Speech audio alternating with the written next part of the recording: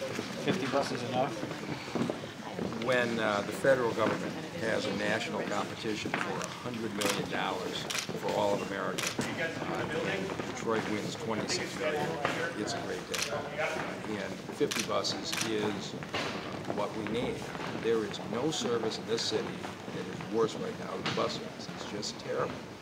But 3/4 of our buses are more than 9 years old. They should be being retired. We are literally taking buses that have been in wrecks and hammering out the front end and putting them back on the street. But basically, we need 225 buses a day running. We're running today about 180, and the problem is we just don't have the equipment, and this is going to be enough.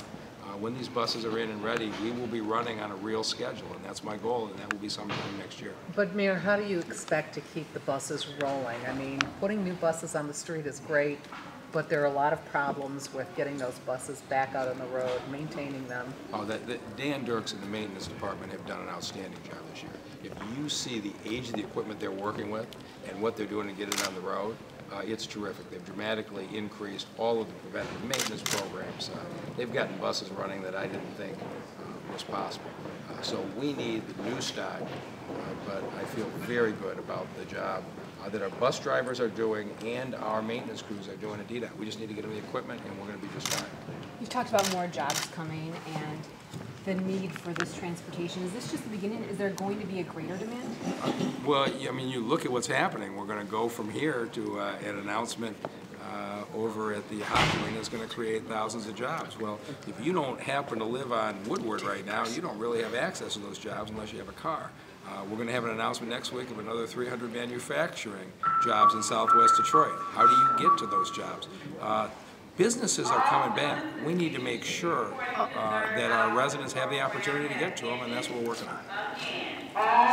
So, no, you can't on a different subject. No, you can't talk about stuff in closed session. Would you have any qualms working in the future with them? Yeah, I expect this is going to be worked out today or tomorrow, and I know it's going to disappoint you, but I think it's going to be worked out smoothly and without drama. Mayor, so boring. How's the coordination and talks going between DDOT and SMART?